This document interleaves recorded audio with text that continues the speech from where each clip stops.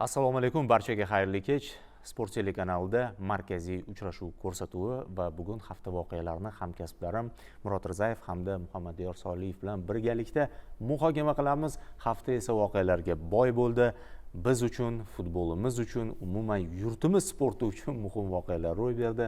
O'zbekiston milliy terma jamoasi mart oyidagi FIFA kunlarini yakunladi. Ikkita uchrashuv 4 ochko. Qirg'iziston bilan o'z maydonimizda hamda mehmonda Tehronda, Ozodiyda Eron terma jamoasiga qarshi bahs olib bor terma jamoamiz va durang natija qayd etdi.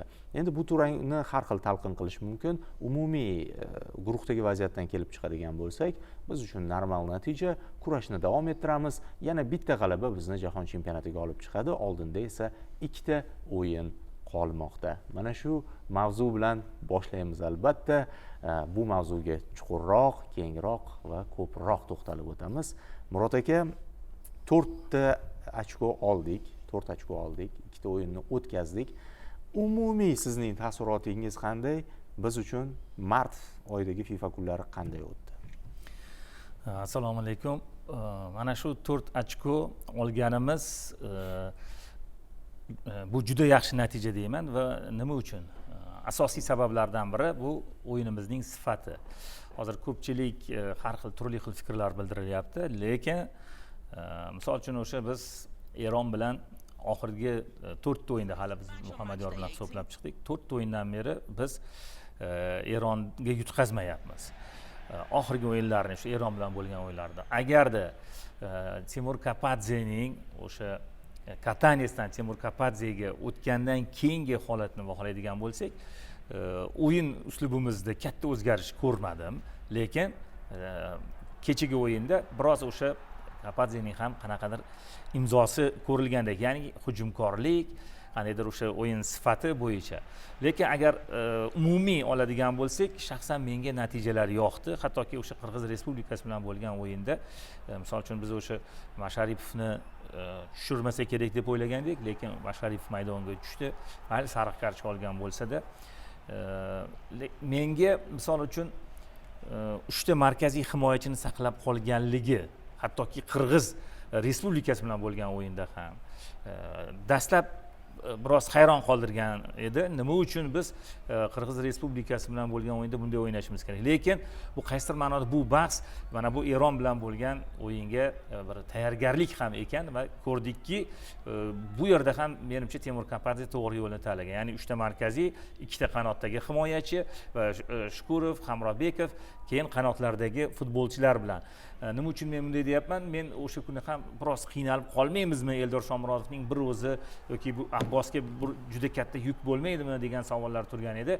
Yo'q, haqiqatan ham mana shu Abbos Fayzullayevning faktori ham ikkita uchrashuvda yaqqol ko'rinib qoldiki, hattoki eronliklar ham Abbosdan ancha cho'chib harakat qilganliklari ba'zi vaziyatlarda ko'zga tashlanib qoldi. Hattoki o'sha qo'li bilan tortib yiqitishgacha borishdiki, Abbos juda katta terma jamoamizda figuraga aylangan va endi ko'pchilik bu yerda Eldor Shomurodovni, Abduqodir Husanovning o'yinlarini biroz tanqid ham qilishdi, lekin men qaysidir ma'noda qo'shilmagan bo'lardim, chunki Timur Kapadze ularga qanday vazifa yuklagan va ular qanday ishni amalga oshirishlari kerak edi.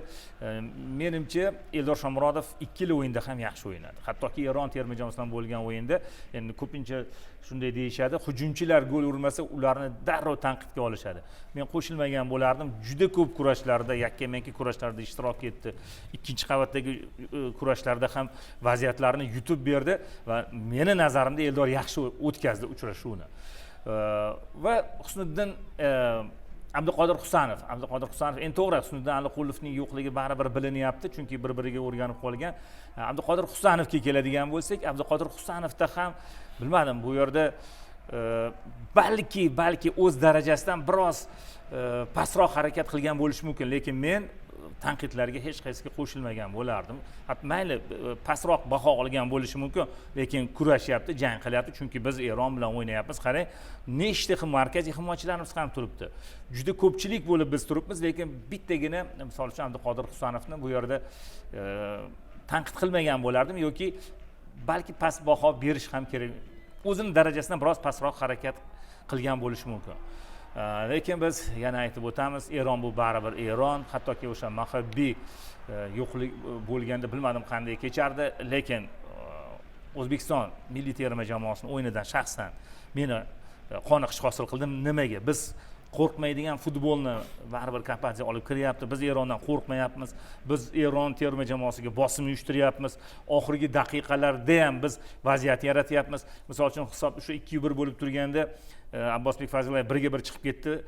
Endi parashyut uslubida ko'tarib qo'yganda-ku, endi shoshdi, to'g'ri, lekin baribir burchakni nishonga oldi. U yerda endi darvozabonni mahoratini ham biz albatta tilga olishimiz kerak. Oyog'ini qanaqa cho'zyapti, hali ham zo'rda shu darvozabon. Hali ham zo'r beramatga men qoyil qolaman. Ya'ni o'qiyapti, bilyapti, Abbos qanaqa tepishini bilyapti. Birga bir chiqib kelayotganda darvozabonning imkoniyati kam bo'ladi, lekin u chiqib turib nafaqat yotdi, balki oyog'ini ham cho'zdi va qutqardi. Agar qutqarmaganda 3-1 bo'lardi, hammasi o'zgarib ketishi mumkin edi. Xullas, qisqa lo'ndaroq aytadigan bo'lsam, imkoniyatlarimiz ancha oshdi. Biz mundialga yanada yaqinlashdik. O'zi qisqa lo'nda shart emas. Bugun dasturda bemalol gaplashsak bo'ladi. Muhammadiyor, xuddi shu savol, taassurotlar va fikrlar ikkita o'yin natijasiga. O'zi shu o'yinlar oldidan sharhlovchilar bilan, hamkasblar bilan gaplashganimizda deyarli 90% inson aytgandi, 4 ochko olsak, shu oldindagi ikkita uchrashuvdan potensial bu zo'r natija bo'lardi deb. Men uchun bu yana ham zo'r bo'ldi, chunki jarohatlar fonida. Sherzod Nasrullayev yo'q, Husnudon Aliqulov, Azbek Turg'unboyev yo'q, Oston O'runov, keyin Jaloliddin Masharipov qo'shildi. Jiddiy yo'qotishlarda o'zi beshalasi ham sanaganimiz asosiy tarkib futbolchilari va bo'lim ham o'ng qanot vingeri pozitsiyasida yo'qotishlar ko'p bo'ldi. Shuning uchun 4 ochko bu ajoyib natija. Men ham qo'shilgan bo'lardim. Men juda xohladik Eronni o'sha tarixiy g'alabasini anonslarda ham hamma yozganda tarixiy g'alabaga yaqinmiz deb. Bu Eronning formasidan kelib chiqib aytilgan fikrlar edi, chunki Eronda muammolar bor, futbolchi va murabbiy o'rtasida juda yetakchi o'yinchilar allaqachon Osiyoga qaytib kelishdi. Tarkib narxlari ham chiqdi, transfer marketdagi narxlar, bunda ham ustunligimiz bor edi. Shu nuqtai nazardan Eronni yutsak bo'lar degan fikrlar bor, lekin Ozodiyda o'zingiz bo'ldingiz-ku, Ozodiyda o'ynash menimcha bosimi bormasdan turib ham his qilish mumkin. Dunyodagi eng haybatli stadionlardan biri. Baribir shuning uchun Qirg'iz Respublikasiga qarshi bahs. Endi bu yerda minimal hisobdagi g'alaba ba'zi tanqid qilindi, yirik hisobda yutishimiz kerak edi, boshqacharoq natija bo'lishi kerak edi degan muxlislar tanqidi bor, lekin mutaxassislarda eshitmadim bunaqa tanqidni. Baribir ko'rsatdik. Qirg'iz Respublikasi Qatar bilan o'yinda oddiy jamoa emasligini va u kuni darvozabon namoyish etgan o'yin rostdan ham ajoyib. Keyin mana shu terma jamoamiz o'yinchilari sanalayotganda bitta futbolchini qo'shishni istardim, bu O'tkir Yusupov. Chunki Eronga qarshi bahsda juda ham zo'r o'ynadi. O'zi Eron chempionatida ketma-ket Turramziy jamoasining o'rnini olib kelayotgandi. Hozir Murod aka maqtagan Berovatdan yaxshiroqda O'tkir Yusupov ayni paytdagi formasi nuqtai nazaridan. Va qo'shilaman, Birlashgan Arab Amirliklari bilan bahs endi bu yog'iga o'zi shu kuni tunda Birlashgan Arab Amirliklari Shimoliy Koreyani menimcha hamma kuzatdi, ya'ni jahon chempionatiga chiqadigan bo'lsak, buni uxlab qolmaslik kerak degan ma'noda. Menda ham shunaqa holat bo'ldi. O'sha emotsiyani taqdim etib berish uchun Eronda muhim o'sha o'yin durang bo'lish kerak edi o'zi 98-daqiqada urib ketishdi. Ikkinchi taymdagi o'yin bilan Shimoliy Koreya yutib ham ketish kerak. Keyin O'zbekiston terma jamoasida yana bitta jihat Davron meni ham biroz hayron qoldirgani, hozir o'zingizdan ham so'ramoqchiman. Misol uchun Temur Kapadzeda kiritilgan gollarda ham qanaqadir xursandchilik, xotirjamlik turibdi-da, keyin qanaqadir bosim sezilib turibdi-da Temur Kapadzeda. Ya'ni balki Eron bilan bo'lgan o'yin uchunmi yoki endi terma jamoani yana qabul qilib olgandagi bosimmi, bilmadim, bu nimagadir. Va mana bu 8 ta futbolchining sariq kartochkasi ilinib turganligi ham bor edi-da.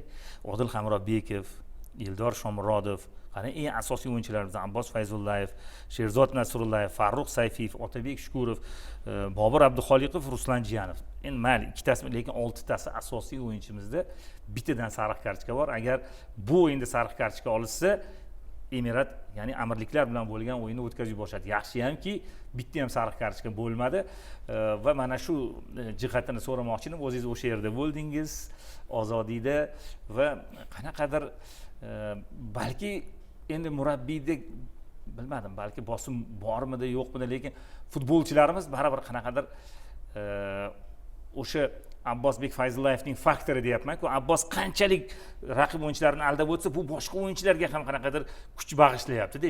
Shu bois ham baribir Abbosni birinchi navbatda Yusupovdan ham, Eldordan ham men ko'proq Abbosni tilga olgan bo'lardim. Xo'p, ijozatingiz bilan bir boshdan boshlayman o'zi butun voqealarni, yig'in davomida ro'y bergan voqealarni. Endi o'tib ketdi-yu, masalan, oldinroq aytib borsa, xuddi qanaqadir bir bahonaga o'xshab yoki bo'lmasa muxlislarda har xil fikr mulohazalar uyg'otishi mumkin edi, lekin hammasi o'tdi. Mana endi aytsak bo'ladi. Mana Muhammadiyor to'g'ri sanab o'tdi-da. Futbolchilarimiz asosiy tarkibning 5 ta futbolchisi har xil sabab bilan o'ynay olmagani Eron bilan hammasi Aziz Turg'unboyevdan boshlandi, keyin Husniddin Aliqulov jarohat oldi. Xo'p, u yog'iga Oston O'runov kelgandan keyin Jaloliddin Qirg'iz Respublikasiga qarshi jarohat oldi. Sherzod Nasrullayev ozgina jarohati bilan keldi-yu, uni qaytarish imkoni bor edi. U ishladi. Ya'ni bu yerda mayli jarohat futbolda bo'ladigan narsa. Asosiy tarkibning 5 ta futbolchisi va futbolda bo'ladigan narsaligidan sal farqli tomoni, bularning hammasi mavhum bo'lib turdi va yo'l-yo'lakay bo'ldi-da. Misol Kapadze reja tuzgan. Husniddinni 3 ta markaziy o'ngroqqa qo'yaman, markazga anaqani Husanovni qo'yaman, chapga Ashurma. Bo'ldi, bizda bor edi. Markaziy uchlik bor edi. Bir necha kun qoldi o'yinga. Ya'ni yig'inga kelishdan bir kun oldin jarohat olyapti. Bo'ldi. Bu reja o'zgardi. Yaxshi, endi yaxshi deb bo'lmaydi-yu, bari oldindan bilgan edi Turg'unboyev yo'qligini, shuni chorasi ko'rilgan edi. Zafar Murod chaqirildi. Shu holatda bo'ldi. Bu bo'yicha reja o'zgardi. Keyin Oston ozgina jarohat bilan keldi. U savol edi. Yo, Oston o'zi o'ynashni xohlayapti-da, bo'ldi, o'ynayman deyapti. Chunki zaxiradan tushdi Eronda. Birinchi mashg'ulotda chiqib keldi maydonga va o'sha chiqib kelgandan keyin bir necha daqiqadan keyin sal og'rib qoldi oyog'i. U mavhum bo'lib turdi. O'ynamoqchi, oyog'i og'riyapti, shifokorlar risk qilmaymiz deyishyapti. Uni ham g'alati vaziyat bo'lib qoldi. Yo'l-yo'lakay Hojimat Erkinovni chaqirishga majbur bo'ldi. Va Masharipov Qirg'iz bilan o'yinda sariq olyapti-da, u keyingi o'yinda o'ynamasligi ma'lum bo'lyapti-da.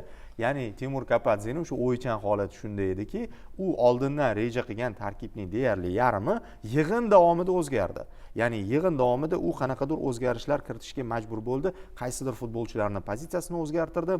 Misol uchun oldindan Abbos boshqa pozitsiyaga mo'ljal qilingan bo'lsa, u endi Masharipovning o'rnini bosish kerak edi. Chiqmadi. O'sha o'zgarish yaxshi chiqdi. Abbos chapga qo'ygani, Erkinov. Eng qizig'i, o'yinda ham zo'r o'ynab yordi-da, u Qirg'iz Respublikasiga qarshi. O'yinda ham ko'rding, yondirib tashladi qanotini. Hal qiluvchi epizodlarda qatnashdi. Aldab o'tgandan tashqari golli vaziyatda ishtirok etdi. Yana bir nechta golli vaziyat yuzaga keltirdi. Xullas, mana shunday o'zgarishlar natijasida balki Kapadze o'ychan holatda ko'ringandir. Chunki u yo'l-yo'lakay muammolarni hal etish kerak edi. Lekin Xudoga shukr, yaxshi hamki hozir terma jamoamiz kuchli. Va har bitta pozitsiyada bor o'zgarish. Munosib tarzda sherigini o'rnini yopa oladigan futbolchi bor ekanki, biz bu vaziyatdan chiqib ketdik. Eron bilan qiyin bo'ldi, chunki baribir mana Masharipov deyshadi-yu. Masharipovda bitta narsa borki, u lider. U masalan jamoa qiynalib turgan o'zi, o'ynaymi, o'ynaylik deydi, oldinga tortib ketadi jamoani. Bu birinchidan. Ikkinchidan, u o'zi qatnashmasa ham futbolchilarga aytayapti, yigitlar, men Eronda o'ynayapman. Biz zo'rmiz ulardan. Shunchaki o'zingizga ishoninglar bo'ldi. Biz zo'rmiz. Men ko'rdim, o'sha liderlarga qarshi ham o'ynadim, birga ham o'ynadim. Biz to'g'ri Eronni hurmat qilishimiz kerak, lekin o'zimizdan yuqori baho berib olmaylik. Biz ulardan kuchlimiz deb turdi-da, kerak edi shu motivatsiya. Keyin u to'p ushab ham tura oladi, ozgina qanaqadir boshqalarga, boshqa sheriklariga yaratib bera oladi. 2-1 bo'lib turganda, ayniqsa ushash kerak-da. Ya'ni sezilarli yo'qotishlaydi. Shunga qaramasdan Kapadze hammasini joy-joyiga qo'ydi. Vaziyatdan chiqib ketdik, yutsak ham bo'lardi. To'g'ri, tan olib aytish kerak, Eron ham yaxshi o'ynadi. Keyin siz aytyapsiz-ku, kim aytdi o'zi, murabbiy va futbolchilar o'rtasida muammo. Muhammadiyor aytdi. To'g'ri, ozgina bor edi. Ya'ni jamoa muxlislar tomonidan tanqid qilingan Eronda matbuot anjumanlarida ham o'sha Amir Galinoy ancha emotsional aytdi, mani tanqid qilinglar, futbolchilarimga tegmanglar deyapti. Lekin bu yerda ozgina o'sha taktik o'yinlar ham bor-da, mana Murod aka yaxshi ko'radigan mavzu. Misol Tarimiyni oxirigacha sir saqladi-da u. Men o'zim shaxsan Eron bilan o'yindan oldin matbuot anjumanida qarasam hech kim ko'tarmayapti bu masalani. Men so'rayapman. Mehdi Tarimiy hozir eng asosiy yulduz. Azmundan ham katta yulduz. Inter Milan futbolchisi, asosiy to'purari, Yevropa tan oladigan hujumchi Tarimiy nima uchun gapirilmayapti Eron matbuotida? O'ynaydimi, yo'qmi deb savol berdim-da. Birinchi yonidagi matbuot kotibi chalg'itishga harakat qildi. Javob berishga bermadi-da, aytdiki, hozir Tarimiy yo'q-ku, bu yerda boshqa futbolchimiz o'tiribdi, anaqa o'tiribdi. Jahonbaxsh o'tiribdi, deyapti-da. Keyin men aytdim, yo'q, savolim murabbiyga Tarimiy haqida deyapman. Keyin murabbiy, yo'q, bo'ldi, javob beraman, muammo yo'q dedi. Endi ozgina sog'lig'i bilan muammo bor edi, Qirg'iziston bilan o'yin paytida. Hozir hammasi yaxshi, risk qilamizmi yo'qmi, buni biz ertaga hal qilamiz deyapti-da, aytmayapti. O'sha Tarimiy bizga ikkita urib ketyapti-da. Ya'ni jamoa ichida o'zi asosiy konflikt nima deyildiki, Tarimiy shunga o'xshagan yulduzlar bosh murabbiy bilan chiqisha olmayapti degan masala ko'tarilgandi. Qanaqasiga chiqisha olmaydi? Tarimiy tushyapti-da, ikkita uryapti, murabbiy bilan borib nishonlayapti golni. Ya'ni biz chalg'itishgan, hushyor bo'lishimiz kerak edi. Eron har xil vaziyatlarni to'g'ri bizga aytildiki, Eron baribir sal o'yinlar qilishi mumkin, har xil deyildi, lekin men unaqa sezganim yo'q. Bitta yoqmagan tomoni o'sha madhiyamiz boshlanishi bilan o'chib qoldi. Muxlislar zo'r aytishdi efirda. 2-3 sekunddan keyin yana qayta boshqatdan qo'yildi. Endi bu atayin qilinmadi deb o'ylayman, yaxshi gumonda bo'lamiz. Lekin umuman bizga nisbatan eronliklar munosabati o'zgarganini sezdim. Juda yaxshi munosabat qilishdi. Ba'zi o'sha tajribaliroq shtabimizdagilar aytishdiki, u eski davrlarda borganimizda stadionda O'zbekistonga nisbatan agressiya bo'lardi. Agressiya bo'lib, muxlislar bosim qilishga. Lekin olqishlashdi muxlislar. Jaloliddin Masharipov Oston O'runov bilan yurgan yo'lida suratga tushdi. You the best deyapti, sen zo'rsan, gap yo'q. Endi o'zi raqobat bor-ku, Persepolis bilan Istiqlol o'rtasida va baho yuqori berilyapti-da. Ya'ni mehmonxonaga kirganimizda ham o'sha biz bilan yurgan politsiyachilar ham O'zbekiston futboli zo'r deyapti. Gap yo'q, jamoalar zo'r, biz omad tilaymiz. O'yin tugagandan keyin bayram qilishdi. Eronliklar salyutlar otildi, dahshat bayram bo'ldi. Darvoqe Bayramvandni tabriklashdi. Bayramvandni hammasi tabrikladi, chunki uloqtirishibdi-yu, Abbos gol urganda hamma tushundi, Abbos gol urgan tomon bo'lardi. Hammasi tugardi, Eronga mag'lubiyatga uchrardi. O'sha o'yin tugagandan keyin biz shu yo'lak orqali ketayotganimizda eronlik muxlislar bizni qarsaklar bilan kuzatib qo'yishdi. Ya'ni shunaqa bir raqobatli jamoa muxlislari O'zbekiston terma jamoasini juda hurmat qilishdi, mehr bilan munosabat qilishdi. Men shaxsan bundan yuqori taassurot oldim va har bitta futbolchimizni, yulduzimizni tanishyapti, yurgan yo'lida. Husanov deyishyapti, u deyishyapti, bu deyishyapti, hammasini chaqirib joyi bo'lgan dastxat olib, rasmga tushib, ya'ni biz kuchlimiz va Eron bilan bemalol raqobat qila olishimizni nafaqat bizning muxlislar, balki eronlik muxlislar ham tan olayotganini biz sezdik. 4 ta o'yindan biri endi yuta olmayapti, hali biz esladik va biz yana shuni guvohi bo'ldikki, Ozodiy stadionidagi o'sha darvoza ortidagi o'rindiqlarning bo'sh turishi yoki qanaqadir Ozodiy stadionida o'zgarishlar bormi? Ozodiy stadioni hozirda rekonstruksiyada va o'rta tribunalar bitgan. O'rta tribunalarga joy qilib qo'yishgan. Aynan darvoza ortidagi sektorlar yopib qo'yilgan, to'sib qo'yilgan. U yerda hali ham ta'mirlash ishlari davom etmoqda. Tribunalar olib tashalgan. O'sha kuni ham stadion 100 ming emas, 40 ming muxlisga mo'ljallangan ekan. O'zi rejasi bo'yicha 40 ming muxlisga mo'ljallangan ekan. Chunki orqa tarafdagi tribunalar ochilmadi. Biz o'ylagandik, ungacha bitirsa kerak deb, yo'q, bitirilmagan.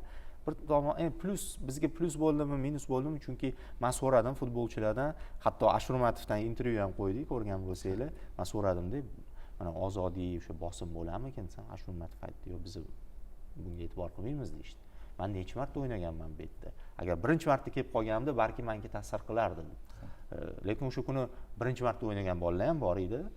Misol Husanov, adashmasam oldingi uchrashuvda tushdimi, tushmadimi? Yo'q edi. Uni ko'rib olamiz, yo'q bo'lsa kerak.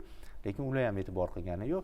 Xo'p, endi bevosita o'yinga keladigan bo'lsak, o'yin jarayonida bizni juda yaxshi o'rganib chiqqan Eron terma jamoasi masalan ikkinchi qavatda ustunlik qildi. Buni hamma ko'rdi, murabbiylar shtabi ham ko'rdi va ko'pincha eronliklar yuqoridan pas bilan o'ynadi. Hattoki himoyachilar qanotga tashlab beryapti-yu, Hojiakbar Alijonov misol hujumga o'tishini bilishadi.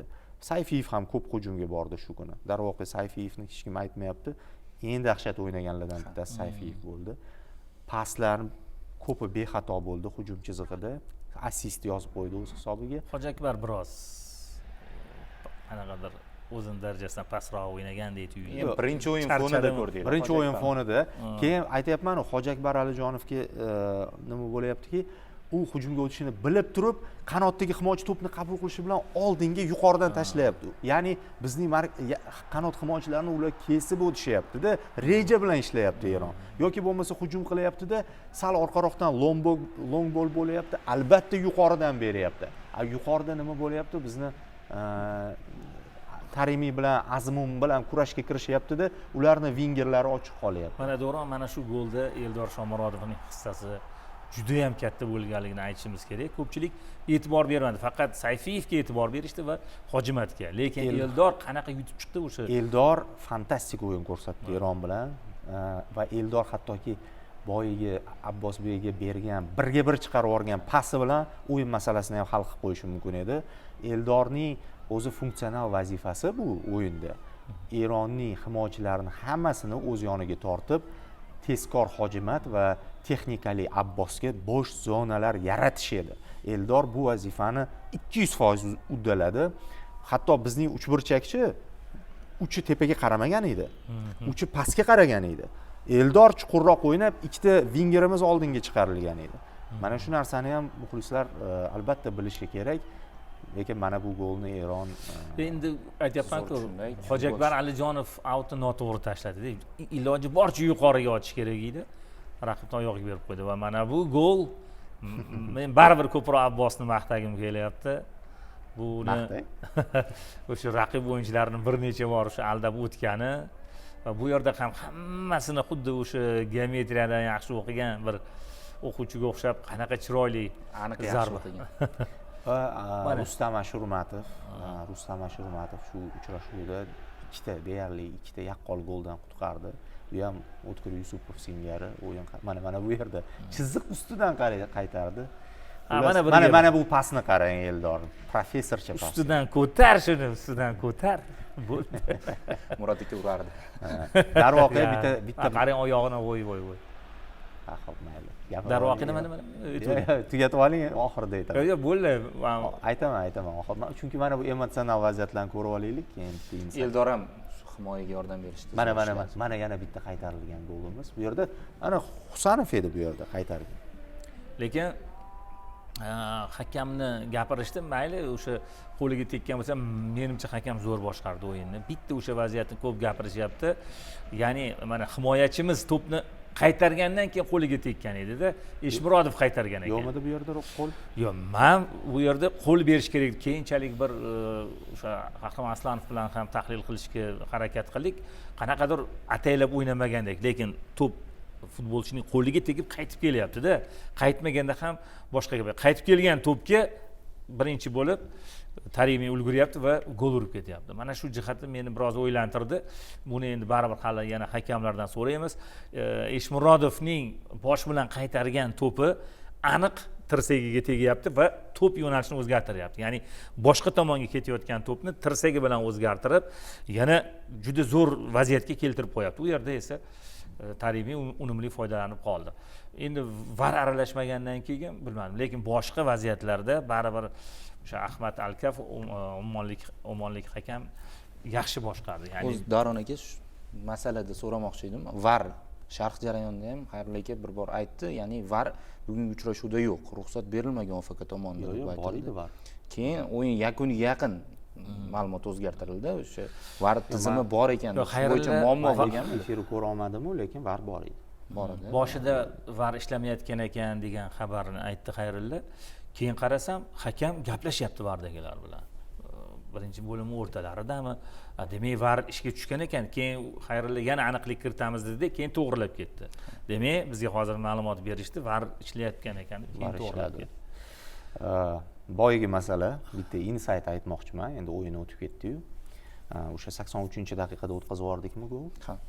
Sal avvalroq OFK uchrashuvning eng yaxshi futbolchisi nomini taxminan aytadi va o'sha jamoa a'zosiga, vakillariga aytadiki, mana shu futbolchi eng yaxshi bo'lishi mumkin, uni o'yindan keyingi intervyuga tayyorlab qo'yinglar degan narsani so'rovni yuboradi. Shu so'rov keldi bizga 80-daqiqalarda va Abbos edi. Abbos edi eng yaxshi futbolchi. Chunki ko'rinib turgan maydonda hammadan ajralib turgan Abbos edi. Lekin afsuski 83-daqiqada Taremi dubl qilib qoldi-da va o'zgardi, keyin OFK o'zgartirdi. Taremi dubl muallifi sifatida eng yaxshi futbolchini oldi. Abbos yana o'zgartirishi mumkin edi, keyinroq yana o'zgartirishi mumkin edi. Ikkita o'yinchini aldab o'tib, yiqilib, esla olasizmi Muhammad? Yiqilib turib oldi o'sha zahotiyoq, nimagadir darvozabon ustidan o'shanda ham o'tkazmadi-da to'pni. O'shanda ham tepaga tepganda gol bo'lardi va Abbos oxirida yana g'alaba taqdim etishi mumkin edi. Lekin Abbos zo'r, ikkala o'yinda ham baribir zo'r. O'zi Jar stadionida esingizda bo'lsa, o'sha intervyu berganda ham biz Eronni bilamiz, Eron bilan mana bir necha bor o'ynadik. Ya'ni ishonch ko'zidan sezilib turibdi-da Abbos o'zida. Bu ishonch boshqa o'yinchilarga ham ta'sir qilgan.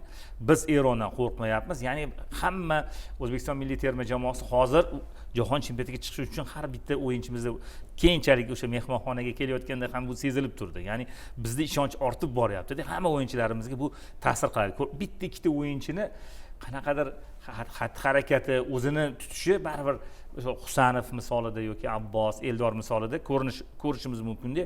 Endi barcha terma jamoamiz hammasi, demak, biz kuchli ekanmiz, chiqamiz degan bir baribir ishonch sezilib turibdi-da. Keyin o'zi Eron bilan o'yinda statistikada XG zarbalarda Eron ustunlik qildi, lekin hisobda ortda qolganligi uchun bo'ldi-da. 2-2 dan keyin ko'rdik-ku, kim ko'proq g'alabaga o'ynagani va shu yerda Toshkentdagi o'yinga javob berildi deb o'ylayman. Ya'ni qizil kartochkadan keyin biroz himoyaviy yakun bo'ldi-yu. Bu o'yinda haqiqatan durangdan keyin g'alabaga ko'proq harakat qilgan jamoa O'zbekiston bo'ldi. Shunisi xursand qildi. Ya'ni ozodiyda futbolchilar umuman raqib kimligini o'ylagani yo'q. Qo'rqmasdan o'ynayapti. O'sha men hali aytib o'tgan 8 ta o'yinchida sariq kartochka borligi, O'runov yo'qligi, Masharipov yo'qligi, shularni hammasini tilga olib gapiradigan bo'lsak, yaxshi. Keyin Davron aka aytgan o'sha muxlislar hurmati bor, o'yinchilarda ham sezildi-da. Chunki O'zbekiston Eron o'yinida doim muammolar, o'sha futbolchilarni o'zaro nizosi bo'lardi. Sariq kartochkalar yo'qligidan ham bilsak bo'ladi-da. Allaqachon o'sha bir-birini hurmat qiladigan jamoaga aylanibdi-da. Sariq kartochkalar masalasi ham jiddiy masala edi.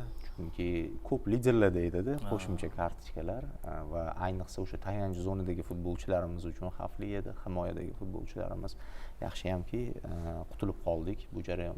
Shuni ham inobatga olib o'ynadi-da jamoa va haqiqatan ham so'nggi daqiqalarda endi bizga ko'rindi yaqqol Galinoy 2-2 bo'lgandan keyin o'yinni tinchlantirdi.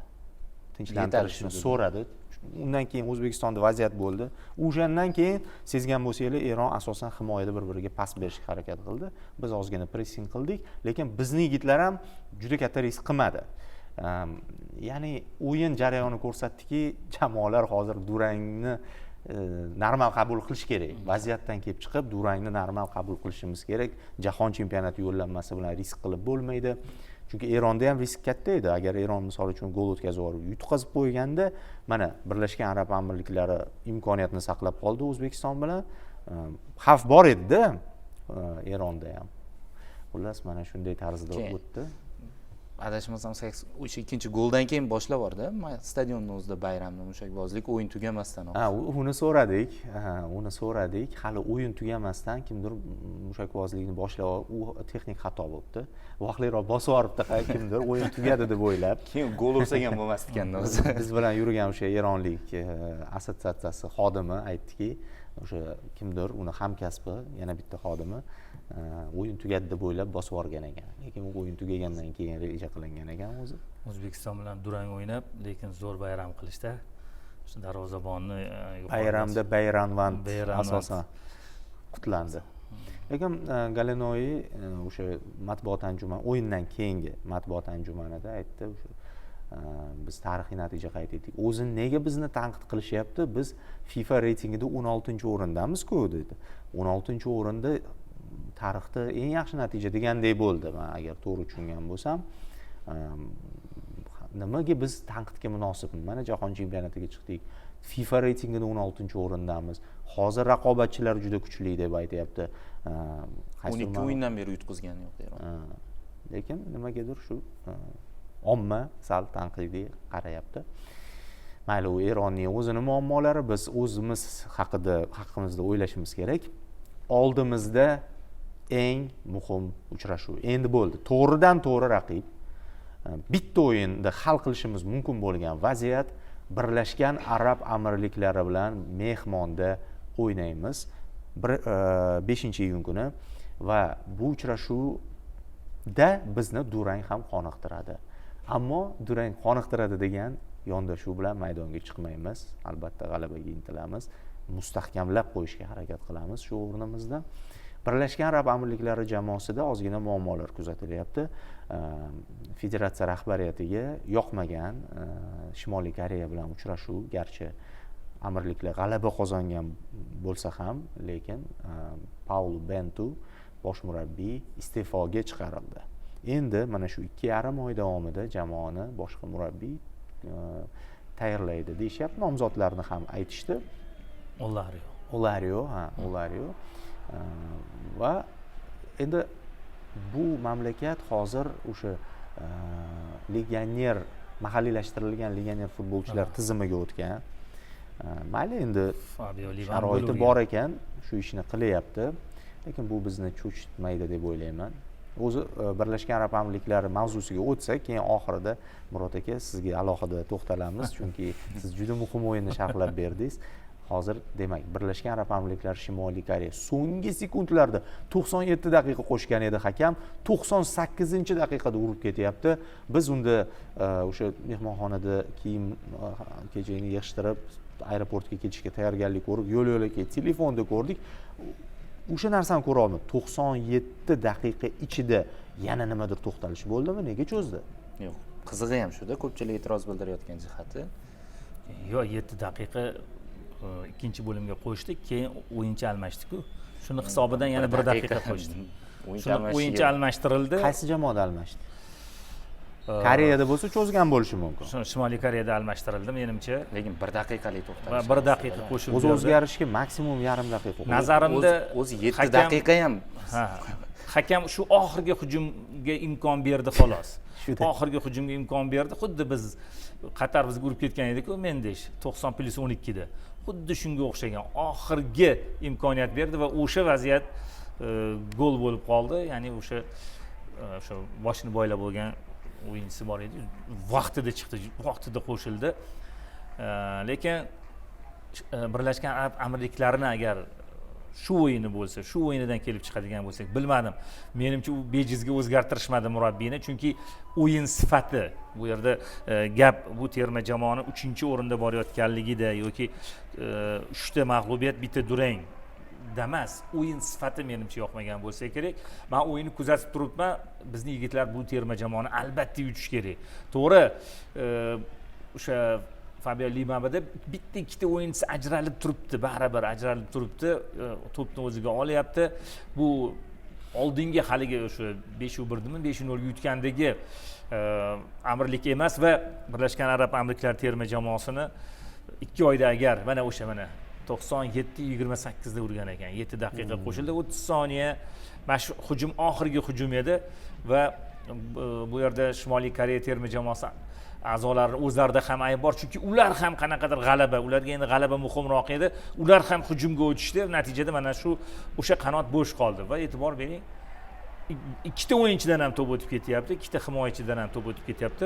Har safar qaytarilayotgan to'pni bu safar himoyachilar o'tkazib yuborishdi va shu tariqa amirliklar o'zlari uchun juda muhim g'alaba. Endi durang bo'lgandan-ku zo'r bo'lardi-yu, juda ham imkoniyatimiz oshib ketardi. Hozir 92% belgilanyaptimi? bizning imkoniyatlarimiz jahon chempionatiga chiqish 96 ga chiqdi. 96 ga chiqdimi? Xullas, bu amirliklar har qanaqa o'sha legionerlar olib kelishadimi? Agarda bizda o'sha Masharipov, O'runovlar tuzalib olsa, Aliqulov hozir 2 oy ichida tuzalib olsa, 5-iyun kuni O'zbekiston futboli uchun tarixiy kun bo'ladi. Bunga ishonchim komil. Qarang, bitta terma jamoaga faqat g'alaba zarur. Oradagi farq 4 ochko. Ularga faqat g'alaba zarur. Lekin shunda bo'lsa ham aytayapmanki, har qanaqasiga agar o'yin jangovar zo'r kechadi, bizning yigitlarimiz o'zlariga ishonishsa, xuddi shunaqa hali aytdingiz-ku, Jalolning gapini. Biz kuchlimiz ulardan, eronliklardan deb. Xuddi shunaqa yondoshuv bo'lsa, men o'ylaymanki, endi bilmadim, nari borsa durang bo'lishi mumkin, lekin biz 5-iyun kuni menimcha yutsak kerak amirliklarni. Bu tarkibini yana qanaqa o'zgarish mumkin? Agar men ikkita o'yinini ko'rdim, Eron terma jamoasi bilan bo'lgan o'yinni ham ko'rdim. Hech qanaqa unaqa juda yaxshi taassurot qoldirgani yo'q va Shimoliy Koreya terma jamoasi bilan bo'lgan o'yinni ham oxirigacha yurak hovuchlab ko'rib o'tirdim. Hattoki shimolliklarda ham imkoniyat bo'ldi. Ular ham ikkinchi golni urib ketishi mumkin edi. Xullas, bu murabbiy bejizga almashtirilgani yo'q. Bu yerda qanaqadir o'yinni sifatida o'yinni olib borishda kamchiliklar ko'zga tashlangan. Endi Olario o'sha Sharjada ishlagan, biladi, bilmadim qanaqa o'zgarish qiladi, lekin meni fikrimcha o'sha kunning o'zidayoq yigitlarimiz masalani hal qilishadi. Ha, albatta, shunga umid qilaman. Endi jamoamizda shubha yo'q. Misol biz favorit bo'lamiz bu o'yinda. Endi har xil vaziyatlar, haligi qizil kartochka, penalti degan narsalar bor, tashqi ta'sirlar. Mana shu narsalar sababli nimadir o'zgarib ketmasa, biz albatta kuchlimiz va biz jahon chempionati yo'llamasini shu o'yinda hal qilish uchun boramiz.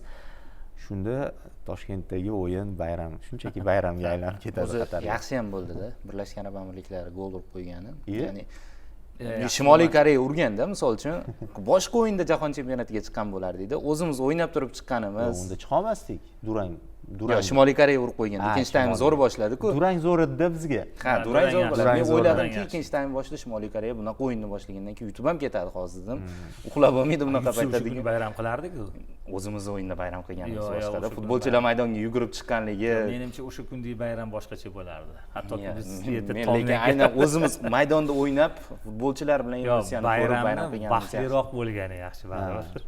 Bari xavotir, 2,5 oy bari yana xavotirda o'tiramiz. Qanaqadir lekin jamoa kutdi o'sha kuni hal bo'lishini. Eldor o'yinni ko'rib o'tirgan ekan. Nafaqat Eldor, hamma telefonida, gadjetida ko'rib o'tirdi va o'sha kungi o'zimizni o'yinda ham biz endi o'sha mehmonxonaga qaytgan kadrlarni gapiryapmiz-ku, o'yin tugashi bilan ko'p futbolchilar sal xafa edi. Yutsak bo'lardi deb kirishdida kiyim almashtirish xonasiga. Ayniqsa Shukurovda, Shomurodov liderlar bo'ladi. Liderlar yutsak bo'lardi bu o'yinda degan kayfiyatda kirishdi. Lekin mayli, shu natija ham rostdan ham Muhammadiyor to'g'ri aytdi. Yig'in oldidan ko'p mutaxassislar, jurnalistlar qancha ochko olamiz bu yig'indan deganda 4 olsak optimal bo'ladi deganni men ham yangraganini eshitdim. Hammasi yaxshi ketyapti. Ikkita o'yindan bittasida g'alaba qozonishimiz shart va biz bu jamoalarni yuta olishimizni bilamiz. Hattoki o'sha Qatarga mehmonda yutqizganimizda ham bir baxtsiz tasodif deb o'ylayman, chunki o'yin davomida ustunlikka erishdik. Kichik qandaydir bir epizodlarni boy berdik, lekin o'sha kichik epizodlardan raqib foydalanib ketdi. Endi biz o'sha kungi eng sensatsion natijalardan biriga to'xtalamiz. Qo'shnilarimiz, qardoshlarimiz qanaqa maqtasak hozir arziydi. Qirg'iz Respublikasi Qatar ustidan ishonchli g'alabaga erishdi va bu uchrashuvni Murotaga sharhlab bordilar. Birinchidan, agar bizni ko'rayotgan bilamiz, Qirg'izistonning ba'zi hududlarida O'zbekiston telekanallari namoyish etiladi. Shuning uchun bizni tomosha qilayotgan bo'lsa, qo'shnilarimizga minnatdorchilik bildiramiz. Bu jamoa o'zini professionaldek tutdi va yaxshi jamoa ekanligini isbotladi. Men hayron qolardim, hattoki uyda Qirg'iz Respublikasiga qarshi 1-0 natijasida yutdik. Ba'zi negativ fikrlar yozildi-da. Voy, Qirg'izni shunaqa yutadimi deb. Do'stlar, ishoninglar, bu juda tartibli, normal jamoa, shakllangan jamoa. Qirg'iz Respublikasi federatsiyasi Osiyoda eng tez rivojlanayotgan federatsiyalardan biri. Ularda mana ko'rdingiz, yangi stadion qurilyapti. Katta sig'imli, jahon standartlariga mos stadion qurilyapti. Misol uchun Qirg'iz federatsiyasi mediasi juda faol ishlayapti yoritishda. Buni Afrika ham qayd etyapti va jamoa shakllanyapti, legionerlari ko'payyapti. Bu jamoa tartibli futbol namoyish etadi. Nafaqat biz, boshqa jamoalar ham qiynaldida ularga qarshi. Mana Qatar ustidan ishonchli g'alabaga erishdi. Shuning uchun bunaqa munosabat bo'lishi kerak emas. Qirg'iz Respublikasi juda zo'r jamoa va biz ularga minnatdorchilik bildiramiz. To'g'ri, bizni hamma imkoniyatlarimiz o'z qo'limizda, lekin bitta raqibni kamaytirib berishdi. Qatar ham bizga raqobatchi edi. Biz Qatar bilan ham hisoblashishga majbur bo'lardik agar yutib qo'yganda Qatar. Shunga yo'l qo'yilmadi. Davron, hali to'g'ri aytdingiz. O'sha qirg'iz do'stlarimiz bizni ko'rishayotgan bo'lishlari mumkin. Juda ham yaxshi ko'rishar ekan, chunki o'yindan oldin ochiqini aytaman, menga qirg'izlar telefon qilishdi. Qo'ng'iroq qilishdi, gaplashdi, qayerdan olishdi bilmadim. Hattoki meni bu o'yinni men sharhlashimgacha bilishar ekan.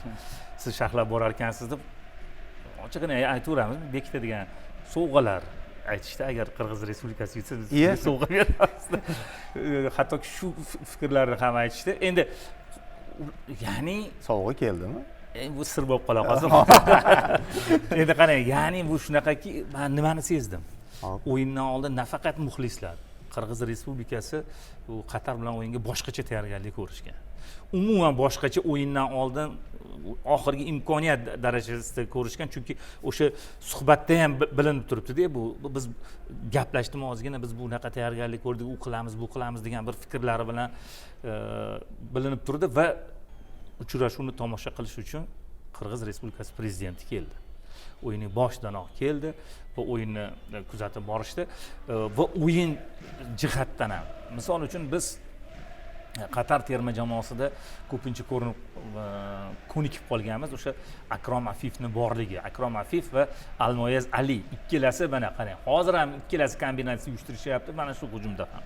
Bir-birini juda ham yaxshi to'ldirishi, bir-birini juda yaxshi tushunishi va hattoki Almoyez Alining to'purarlar ro'yxatida borishi, ikkala mana shu ikkita o'yinchidan men ham biroz cho'chib turgan edim. Boshqalar bularning o'sha mahorati, tajribasi evaziga mana shunday vaziyatlarda paydo bo'lib, himoyachilar urib ketishadi. Lekin birinchi navbatda Akrom Afif jiddiy qo'riqlandi. Jiddiy qo'riqlangan tarzda Akrom Afif o'tib ketyapti. Bittalab, ikkitalab, uchtalab o'yinchidan. Keyin Almoyez Ali o'yinni o'ziga olishga harakat qildi. U ham bir necha bor o'tib ketdi.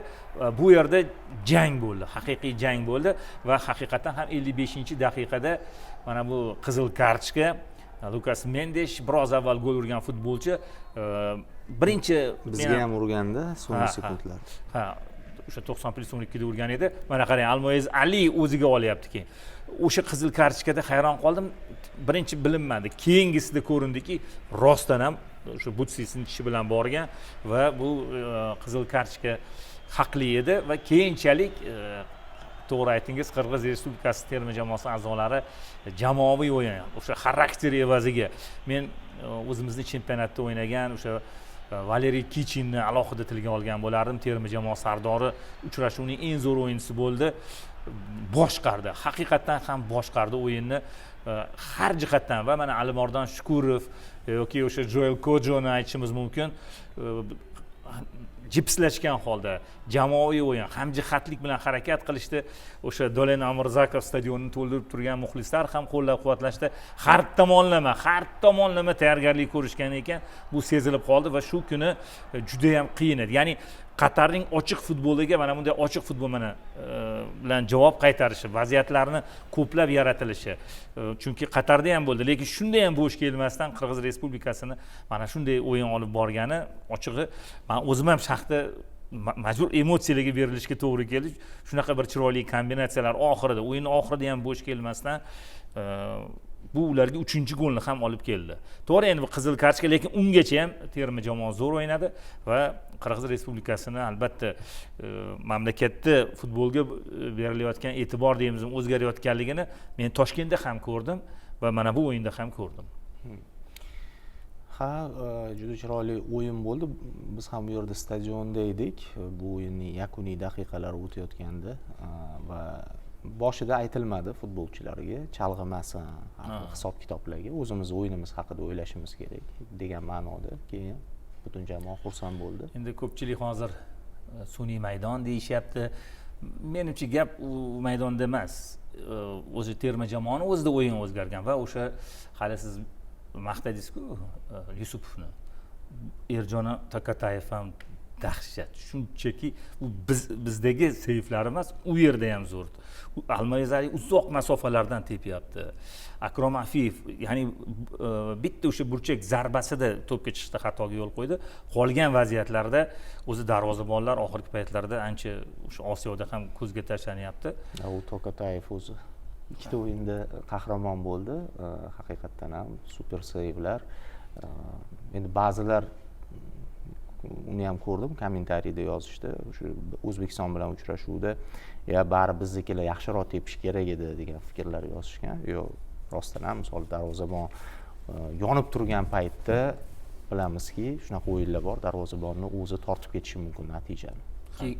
Keyin Qirg'iz Respublikasi o'zi uy jamoasi ekanligini ko'rsatyapti. Rostdan ham uyda har qanday raqibga muammo bo'lyapti. O'zbekiston bilan bahs, bu jamoa Eronga ham 2-3 yutqizganda, ya'ni bitta to'p farqi bilan bu jamoani yutish aslida yomon natija emasligini shundan ham bilsak. Shimoliy Koreyani va Eronga qarshi o'yinda biz bilan farqli ravishda juda hujumkor o'ynagan. Durang ham qilishi mumkin edi Eronga qarshi bahsda. Shuning uchun Qirg'iz Respublikasi ko'pchilik aytayapti-yu, format o'zgargandan keyin oson raqiblar bo'lib qoldi deb. Yo'q, oson raqib emas. Shimoliy Koreyani ko'ryapmiz, mana Qirg'iz Respublikasining bahslarini ko'ryapmiz. Shu nuqtai nazardan oladigan bo'lsak va murabbiyni maqtagan bo'lardim bu jamoada, Maksim Lisitsin, Rasel. Men Toshkentdagi uchrashuvdan keyin matbuot anjumanida ham juda xotirjam edi-da. O'yin borligini bilayotgandi futbolchilarda. Imzosi ko'rinib turibdi. Yana bitta jihati bor edi, menimcha bu eng asosiy jihat bo'lsa kerak. Bu ularning so'nggi umidi edi. Ya'ni ularning asosiy raqiblari Qatar terma jamoasi. Ya'ni Qatarni yutib olib, kuchli to'rtlikka kirib olish. Muhammadiyor bilamiz, agar hozir 3-4 o'rinlar ham 3 guruhda 6 ta terma jamoa 2 ta guruhga bo'linadi-yu, keyin 3 tadan terma jamoa. Ya'ni o'shalar safiga qo'shilib olish kerak. Juda bo'lmaganda 4-o'rinni egallab, mana shu 4-bosqichga chiqib olsa, u yerda 1-o'rin uchun kurash bo'ladi. Hattoki 2ta 1-o'rin chiqadi to'g'ridan to'g'ri, shu bilan 8 ta bo'ladi va 2-o'rinlarda ham imkoniyat bo'ladi. Bir bilan o'ynab, hali yarim to'g'rini. Endi imkoniyat bor ekan, Qirg'iz Respublikasi oxirigacha harakat qilyapti. Bu ularning so'nggi umidlari edi va ular bu uchrashuvda o'zlarining maqsadlariga erishdi. Endi bilmadim, Shimoliy Koreya bilan 5-iyun kuni qanday kechadi? O'ylaymanki, shu kuni ham baribir qirg'izlar, chunki Qatar o'sha kuni Eron bilan o'ynaydi. Biz yakunda Qirg'iz Respublikasiga javoban yordam berishimiz mumkin-da. Qatarni so'nggi turda yengadigan bo'lsak va Qirg'iz Respublikasi ikkita o'yinda maksimal ochko olsa, lekin Qatar hattoki shu guruhda qolib ketishi. Bu narsa ularda ham bor. Ular oxirida o'z maydonlarida amirliklar bilan o'ynashadi. Ularda ham shunaqa vaziyat bor. Ya'ni amirliklar bilan ham hali oson bo'lmaydi. Lekin birinchi navbatda hozir qirg'izlar baribir Shimoliy Koreyani yutib olishlari kerak. Chunki biz aytib o'tdik, Qatar to'g'ri Eron jahon chempionatiga chiqib bo'ldi, lekin men o'ylamayman Eron Qatar bilan bahsda qanaqadir yoshlarni tushirib, eksperimentlar qilmasa kerak. Qatarda ham oxirgi imkoniyat. Qatar Osiyo Kubogida qanaqa o'yinlarni namoyish etdi, ular bilishadi. O'ylaymanki, Eron baribir harakat qiladi oxirigacha, o'sha hali fair play deymiz, kurashadi va Qatar ochko yo'qotishi ham mumkin. Buni qirg'izlar tushunib turishibdi. 3-4 o'rinlar uchun ham hali kurash ancha qizg'in kechadi guruhda. Demak, guruh bahslari davom etyapti. Bu keng mavzu deyishimiz mumkin. Taxminlar, har xil fikr mulohazalar, lekin anchagina vaqt ajratdik bu uchrashuvlarga. Bizni endi iyun oyidagi yig'inlar kutyapti. Yaqin vaqt ichida uning ham rejasi tuziladi, qanday bo'ladi va bungacha Yevropada ligalar tugaydi. Milliy chempionatimiz davom etadi. Futbolchilarimiz har xil formada bo'lishadi va liderlarimiz sog' bo'lishadi degan umidda. Bizga eng asosiy kerakli narsa shu. Nima bo'lgan taqdirda ham biz ikkala o'yinda ijobiy natija qayd etishga umid qilamiz va harakat qilamiz.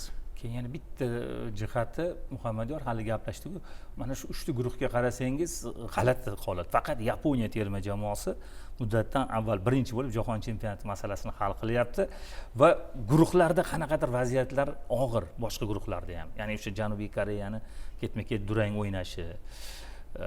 Mana hozir bu yerda ham Iordaniyada ham Iroq terma jamoasida, hattoki Ummon terma jamoasida agar taqvimga qarasak, Ummon terma jamoasida ham Ummonda biz. Eng qulay Ummondami? Ummon terma jamoasida ham imkoniyat borligini ko'rishimiz mumkin va bu guruh eng qiyin guruhlardan biri. Endi to'g'ri Janubiy Koreya durang o'ynagani bilan baribir maqsadiga erishsa kerak va bundan tashqari C guruhida umuman boshqacha.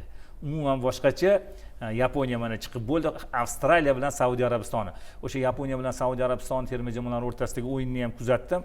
Baribir o'sha ehtiyotkorlik bo'ldi. Ikkalasida ham bo'ldi, bir-biri bilan qanaqadir cho'chib, lekin Saudiya Arabistonida ham imkoniyat saqlanib turibdi. Haligacha faqatgina bitta Yaponiya terma jamoasini o'sha va bizning guruhda Eron terma jamoasini muddatdan oldin qo'lga kiritgani, hali bu guruhlarda ham o'sha 3-chi, 4-chi va 2-chi o'rin uchun kurashlar ancha qizg'in kechishidan dalolat berib turibdi. Endi mavzuni o'zgartirsak ham bo'ladi. Nafaqat Osiyoda, butun dunyoda milliy terma jamoalar har xil turnirlarda qatnashdi. Ko'proq e'tibor tortgani bu safar Janubiy Amerika bo'ldi, chunki u yerda Argentina terma jamoasi muddatidan avval mundial yo'llanmasini qo'lga kiritdi va juda qiziq holat ro'y berdi. Boshqa o'yinda Boliviya Urugvay uchrashuvida durang qayd etilishi natijasida Argentina rasmiylashtirdi yo'llanmani va o'sha rasmiylashtirgandan keyin 1-2 soatdan keyin Argentina Braziliyaga qarshi o'ynashi kerak edi. Qaysidir ma'noda bu jamoani bir xotirjamlikka yetaklaydi. Lekin Argentina aksincha bosimdan xalos bo'lib, boshqa darajadagi o'yinni ko'rsatib yubordi. Qolaversa Messi, Lautaro yo'q edi, liderlar yo'q edi. Shunga qaramay, hatto o'z Telegramimda ham yozdim, Murod aka to'g'ri aytganga o'xshaydi. Bu Argentina rostdan ham Messilarsiz ham kuchli ekan. Chunki Braziliya jangovar tarkib bilan borgan. Hammasi bor. Rafinha, Vinicius, Rodrigo, hamma yulduzlari bilan borib, imkoniyatni boy berdi yirik hisobda. U yerda boshqa masalalar ham bor. Rafinha masalasi, mayli unga keyinroq to'xtalamiz. Hozir bevosita Argentina va Braziliyaning bu saralash bosqichidagi holati haqida. Argentina tushunarli. Hozir Murod aka aytib beradilar, nega unaqa kuchliligi, nima uchun bunchalik darajada raqiblar bilan farq sezilib qolayotganligi va keyin Braziliya muammolariga ham to'xtalamiz. Argentina jamoaviy o'yin bo'yicha baribir eng kuchli terma jamoa deb o'sha paytda ham hisoblaganman, hozir ham hisoblayman. Misol uchun gollarni faqatgina Alvaresning o'zi urayotgani yo'q. O'sha maydon markazida o'sha Paredes, Fernandes yoki McAllister, De Paullarning, Tagliafico, Otamendi, Romero, qarang, bir nechta o'yinchilar o'zgaradi, boshqasi keladi, baribir o'sha ishni qila oladi. Ya'ni bu tomonlama agar tarkib bo'yicha Malina ham bor oladigan bo'lsak, baribir bu zo'r tarkib. Ya'ni bir xil Mirjalol aytadi-ku, zaxira o'rindig'iga qarash kerak terma jamoani yoki o'sha jamoani kuchiga. Zaxira o'rindig'i ham zo'r. Hattoki siz aytib o'tgan o'sha 3 ta o'yinchi bu o'yinda ishtirok etmadi, lekin bir-biridan chiroyli gollar. Davron, bilasiz, mana shu golda 3 daqiqami, 4 daqiqa to'pni ushlab turishdi. Bergani yo'q, darvozabon ham ishtirok etdi. Agar o'sha imkoniyatimiz bo'lganda ko'rardik, bir ko'rib chiqish kerak Muhammadiyor shuni. 4-5 daqiqa, qarang, yarim himoyaga kelyapti to'p, yana orqaga ketyapti, yana yarim himoya, yana orqaga, darvozabonga har bitta o'yinchiga to'p tegib chiqdi-da va golga e'tibor bering. Gol dahshat chiroyli gol bo'ldi va bilmadim, bu balkim kayfiyat bilan emas, bu to'g'ri, Boliviya ochko yo'qotdi, 0-0 o'ynadi. Bular balkim bilib o'ynagandir, lekin o'yin jihatdan, chunki Braziliya terma jamoasi, raqib Braziliya terma jamoasi edi.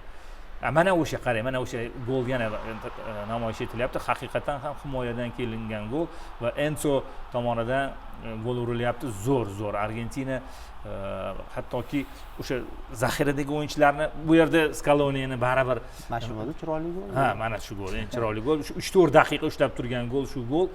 Chunki har bitta o'yinchiga to'p tegib chiqdi. Hozir takrordan ko'raylik-chi. Har bitta o'yinchiga. Bu endi mana shu golni biroz boshdan oxirroq berilgan. Boshidan berishdi-ku. Yo'q, boshidan. Undan ham yana 2-3 daqiqa. Hujumdan qaytib borganmi to'p? Yo'q, mana shu yerdan yana orqaga ketilgan, yana kelingan 2-3 marta va keyinchalik qarang, qanaqa chiroyli kombinatsiya orqali olib borilgan. Endi kichik rikoshet ham bor-ku, lekin baribir har bitta o'yinchi kimlar uryapti?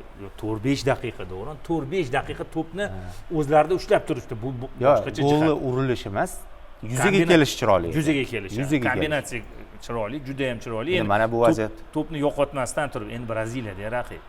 Raqib Braziliya.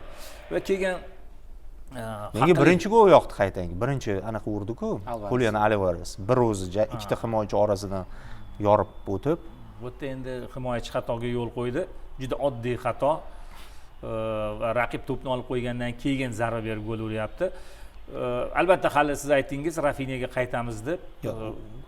Keyinroq qaytamiz. Men uni oqlamoqchiman. Boshqacha fikr kutmagandik sizdan. Lekin o'yin haqiqatan ham do'stlar, bu Argentina 2026-yil ham hali chempion bo'ladi. Asosiy chempionlikka nomzodlardan biri bo'ladi deb o'ylayman. Chunki oxirgi endi hozir ko'pchilik o'sha 60 ta 50 ta o'yinini hisobga olyapti.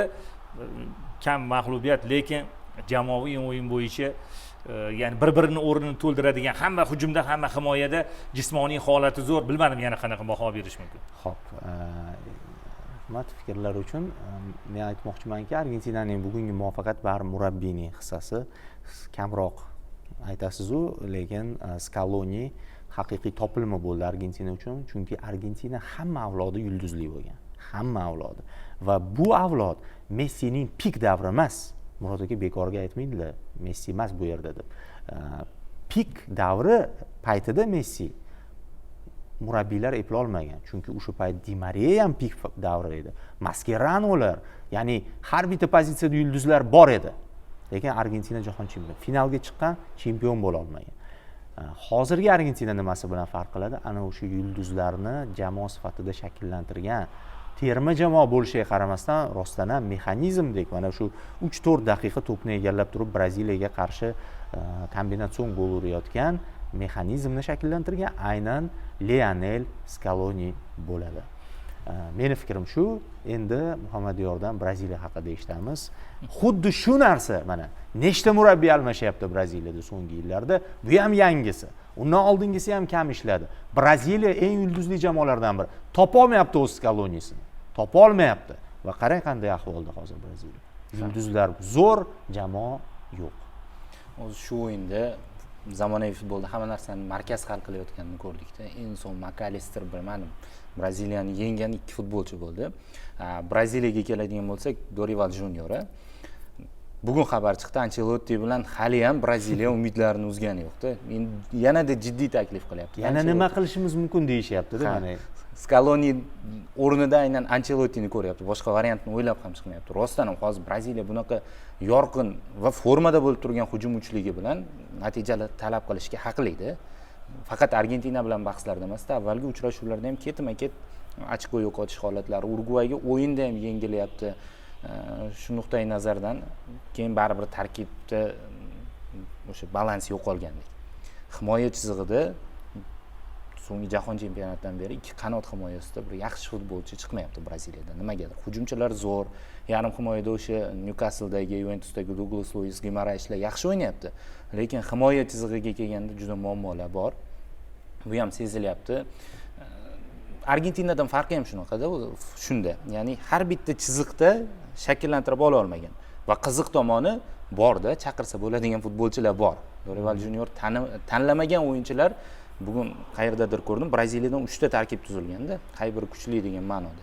Ya'ni aslida yo'q emas o'sha himoyaga chaqirsa bo'ladigan, yarim himoyaga chaqirsa bo'ladigan futbolchilar yo'q emas, o'sha o'yinchilarni chaqirmayapti va murabbiyni almashtirishga shoshilmayotganligi, men o'ylaymanki, Braziliya allaqachon bu mutaxassisdan voz kechib bo'lardi.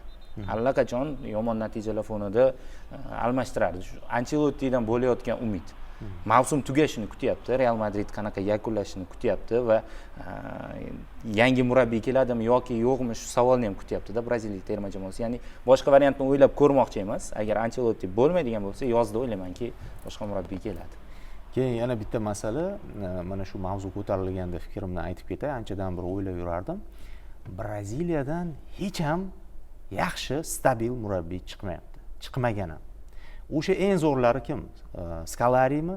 klublarda yaxshi natija ko'rsatmagan. Shu Braziliya terma jamoasi bilan yaxshi natija U ko'rsatgan. tarkib bilan yutmasa ham bo'lmasdi Ha. Skolari. Ya'ni yillar davomida qaysidir klublarda Yevropa darajasida zo'r barqaror natija ko'rsatib kelgan murabbiy yo'q. Mana o'sha yulduzlarni olaylik, braziliyalik Ronaldo, Ronaldinho, Rivaldo, har xil avlod, Peleni ham olaylik, o'sha davrni har xil futbolchilarni olaylik. Birortasi murabbiy bo'lmagan. Hech qaysi murabbiy bo'lishni xohlamaydi. Hayronman, bu qanaqadir o'ziga xos xususiyatmi? Lekin terma jamoaga qayta braziliyalik murabbiylar qo'yilaveradi va har gal e'tibor beradigan bo'lsangiz, u Braziliya ligasidan olib kelinadi. Braziliya ligasi qayerda-yu, Yevropa futboli qayerda? Mana endi tushunib yetishyaptimi? Ancelotti darajasidagi murabbiy kelmasa, bu jamoani boshqarib bo'lmaydi. Endi bu shaxsiy fikr, mayli, endi vaqtimiz kam qoldi, shuning uchun Rafinyaga qisqacha to'xtalib o'tamiz. Gap nimada? Rafinya uchrashuvdan oldin Romarioni podkastiga, yana bitta murabbiy bo'lmagan yaxshi futbolchi, provokatsiya qildi-da ozgina Rafinyani Romario nazarimda haligi. Yutamizmi, uramizmi, bunaqa qilib tashlaymizmi, unaqa qilib tashlaymizmi savol beryapti. Rafinya shunga yarasha javob beryapti. Sal menda ham bo'ldi, Rafinya gapiryaptimi shu gapni, unaqa janjalkash o'yinchi emas. Neymar gapirganda tushunardim, Rafinya tartibli yigit. Bitta xato qilib qo'ydi-da baribir. O'sha oxiridagi so'kib gapirish kerak emas edi. Har holda futbol mamlakat haqida gapiryapsan. Jahon chempionlari haqida gapiryapsan.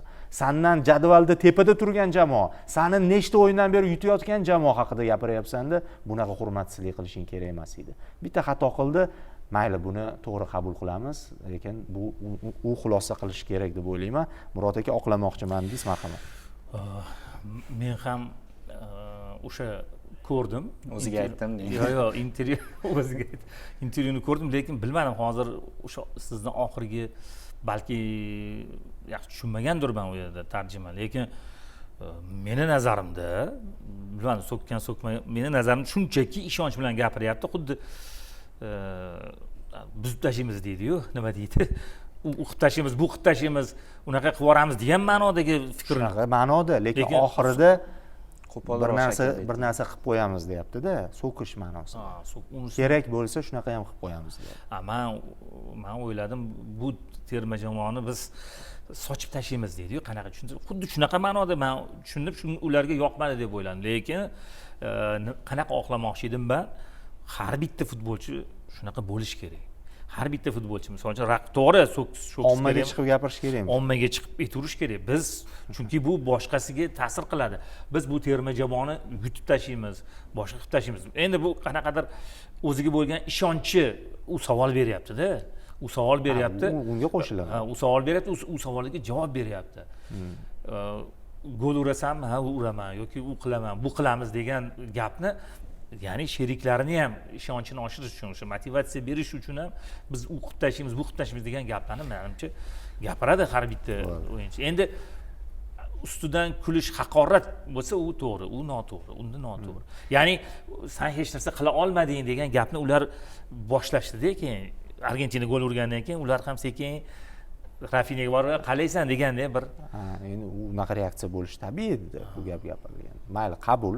Men o'zim ham Rafinya haqida fikrim juda o'zgarib ketmadi, hafsalampir bo'lmadi, haligacha hurmat qilaman.